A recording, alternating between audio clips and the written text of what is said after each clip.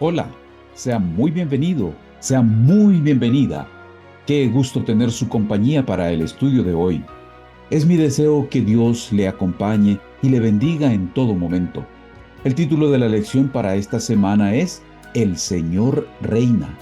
Y el versículo para memorizar lo encontramos en Salmo 93:1 y dice: Jehová reina, se ha vestido de majestad. Jehová se ha vestido, se ha ceñido de poder. Afirmó también el mundo y no será removido.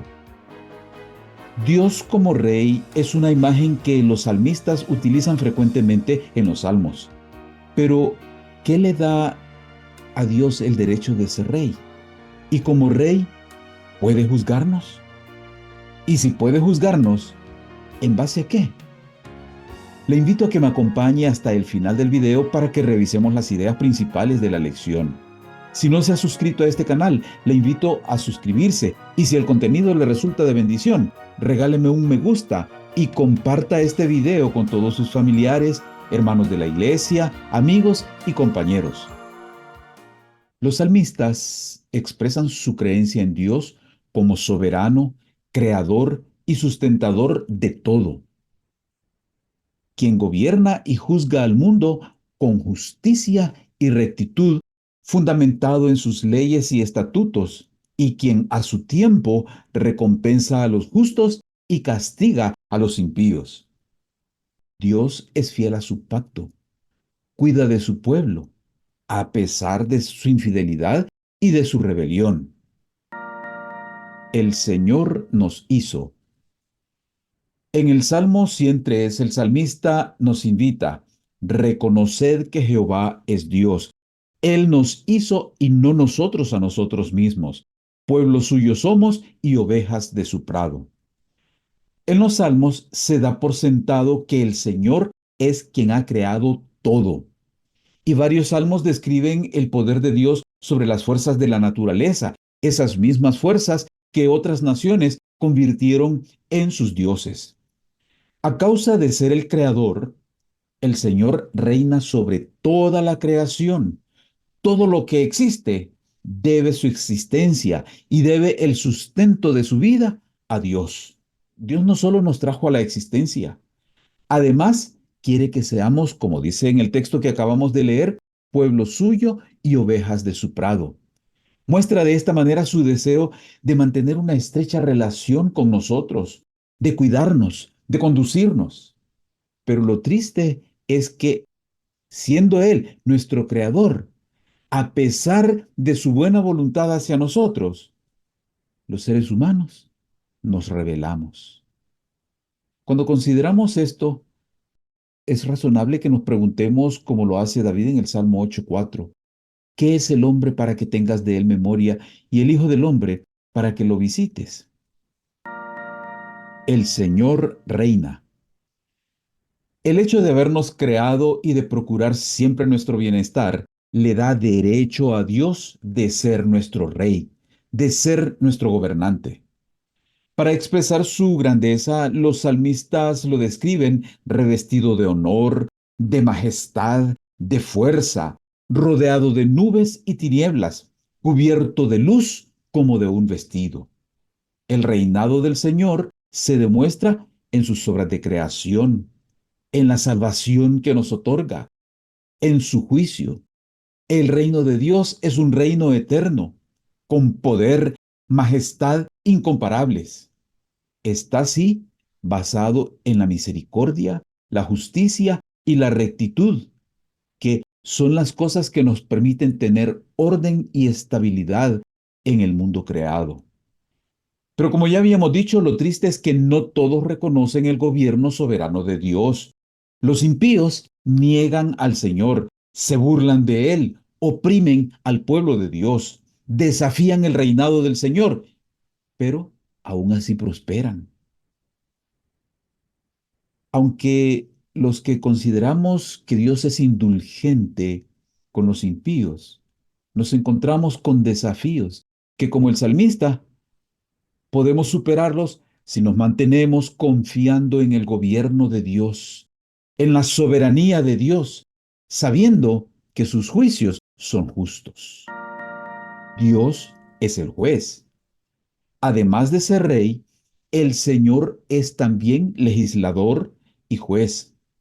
Juzgará al mundo y en su momento pondrá fin al dominio del mal. En el Salmo 75, Asaf presenta a Dios como un juez que juzga rectamente. Utiliza la imagen de una copa con vino en la mano de Jehová para describir la ira de Dios que destruye a los impíos.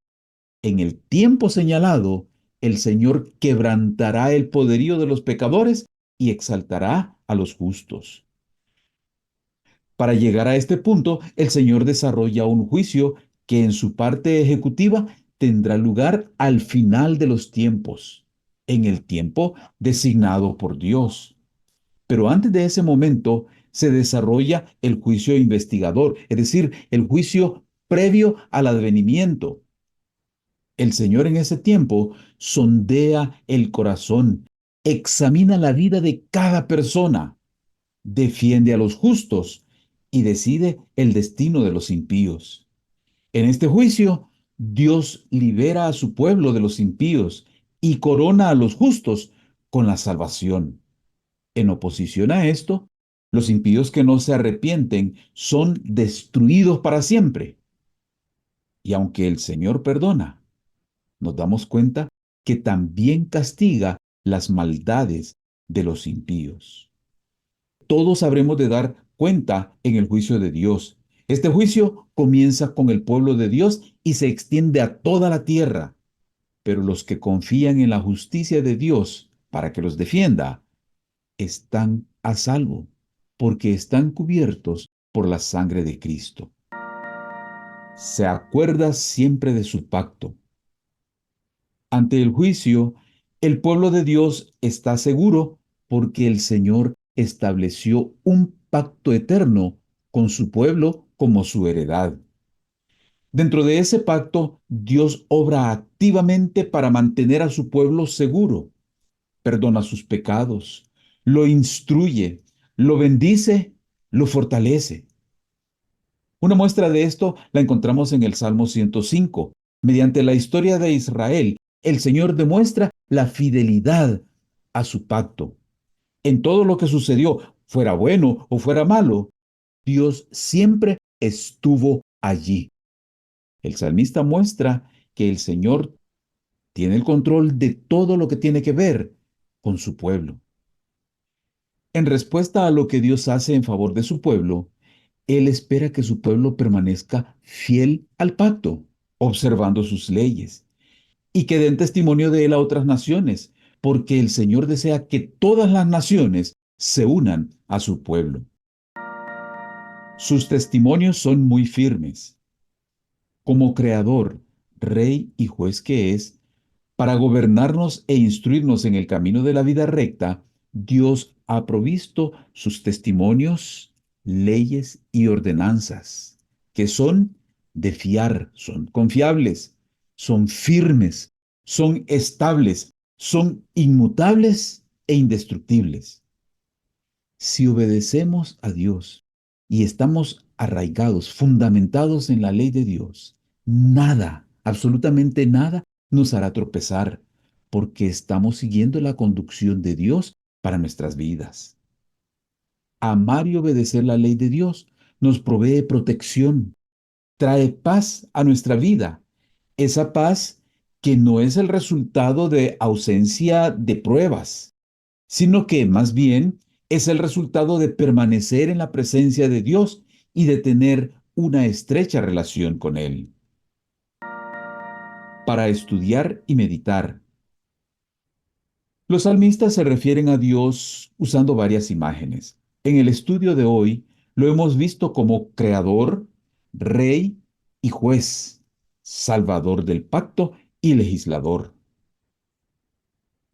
Cuanto más estudiamos el carácter divino a la luz de la cruz, mejor vemos la misericordia, la ternura y el perdón unidos a la equidad y la justicia, y más claramente discernimos las pruebas innumerables de un amor infinito y de una tierna piedad que sobrepuja la ardiente simpatía y los anhelosos sentimientos de la madre para con su hijo extraviado.